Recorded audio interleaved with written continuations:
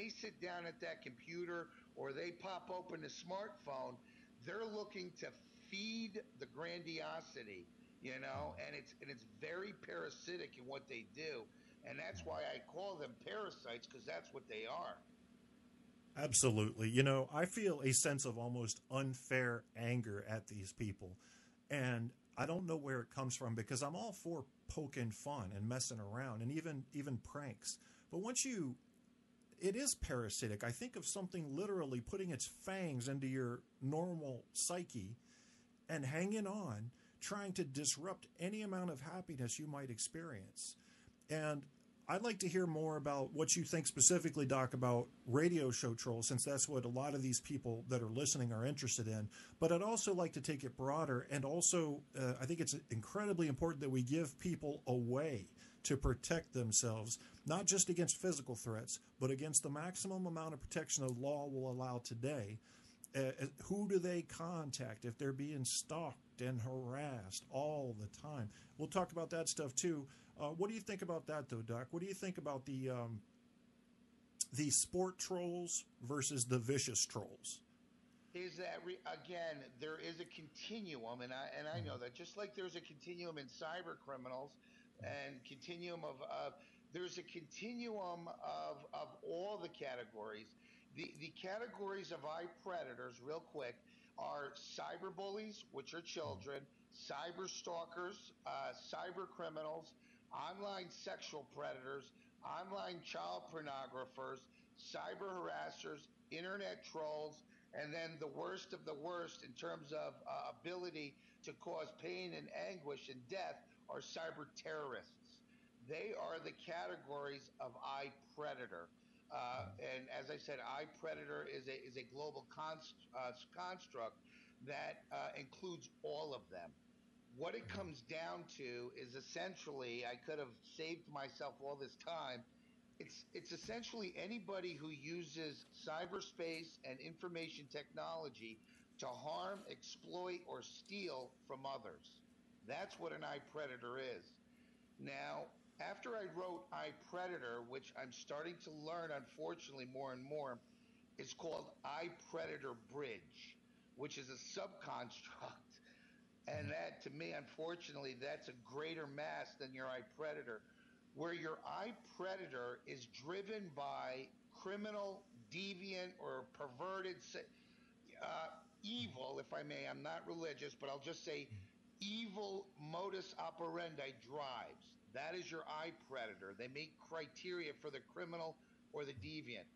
But eye predator bridge is Kevin, Apocalypse, me, Susie next door, who love to go online, and then all of a sudden, out of the blue, on Facebook or somewhere, one of our online acquaintances says something or fucks with us or something that was really small. And what becomes of us? We turn into eye predator because now we feel we're justified via moral turpitude or whatever reason. We now attack them and essentially become eye predators ourselves. So the difference is eye predators, the classic, is is initial and always driven by criminal deviant fuel, where eye predator bridge, uh, they start off like me and you, but then something happens, and then we got to get you back, and then we become our predators ourselves. Okay, now what do you think about that person? Because I said earlier in the show that when someone's been pushed and shoved, I almost give them a license for retaliation. It's a natural feeling of wanting to see justice. Does that make us as evil, to use the word in the same context, as the initial attacker when we retaliate? Where do we draw the line to say, I'm not a psycho, I'm still a good person, but I'm going to give some justice here? Okay, because well, the first thing is, and because you brought that up earlier, it's for everybody to understand, and hopefully, if I can succeed in this country, there are no statutes. Like with my situation with these three idiots, is not only did they send a 177 page, and when I spoke to the New York State Ed Department, not only did they laugh their ass off because they had it with them, they thought it was so ridiculous, but now because they had to do a full investigation of all my stuff, They now want me to put a proposal together to do a training for the New York State Ed Department, which by the grace of God, if I'm lucky enough, I get that. So that would be the silver lining of all of that. But what it comes down to, first and foremost, is understanding if you're going to spend a significant amount of time in cyber, which as time goes on, we all are, it's understanding that there is going to be a time where you're going to be targeted. Now, there is a difference. All right, Kevin, Apocalypse, I don't know how often you guys do the show. I don't know how many listeners you have, but you just having an internet radio show, you are at a higher probability of being targeted by internet trolls and Sure. cyber stalkers Yeah. because you're public figures. Hmm. Troll people who are going to target you guys, and I apologize, I don't know how, but if you guys are regulars, those that are going to target you, what do they want? They want to be in the spotlight first and foremost, so they can brag to their friends. Man, you should have seen what I said to Kirstead last night. Or the other thing, which is quintessential of cyber stalking and troll, they want to be included in the Kirstead circle, the inner circle of Kevin. Ah, They want to be part of the team so that, I can call Apocalypse. I don't have to be on the radio show. And then I mhm, can go tell my girlfriend. And then I feel my balls are bigger than my next door neighbors. mhm. And that is when you start to get into the nitty gritty of really about how these folks are. So when you say trolls are really weak people, the Mhm. vast majority of them, I would say 9 of the 10, are exactly what you said. But Listen to what he just said, people. 9 out of 10 trolls, weak motherfuckers. yes, so the Canadian study about that sadistic, psychopathic, narcissistic is, when you hear that, you think, geez, they must be powerful, aggressive. Yeah. The reality is, no, it's the complete opposite. Uh, Mhm. Most psychopaths, narcissists, sadistic, what they describe are weak little, I don't want to say, uh, are just people that you would piss on, you know? Mhm. They're not the type of people that would get in your face in a street. Not that I'm looking for that, but they're not going to roll up on you in the middle of somewhere and say, let's throw down. Yeah. What they do is everything is covert. And what can they do in cyberspace because they can't be identified? You can't see them. Now, all of a sudden, they can be who they fantasize themselves to be. And Absolutely. that is the big thing that I've learned about if, there's many benefits to cyberspace, but the one downside of cyberspace, and this goes back to, if you, for anybody who likes to study us, is Carl Jung, who talked about the collective unconscious and mythologies. Well, if I'm nothing but a piece of shit guy who's angry at life, angry at that I can't get a date, angry at this Kevin Kirstead guy, well, when I go into cyberspace now, I can be who anybody I want to be. And if I have a little bit of information technology knowledge, boy, do I get stronger and stronger and stronger. So what they're finding, just like that study, the Canadian study, is that these spineless parasites go into cyberspace and feel a sense of power because they can cause you distress. And all they need to do is hear you get pissed off and angry. They've won. Oh my God. I want you guys in the chat room to think about who I'm thinking about right now. I don't have to say any names.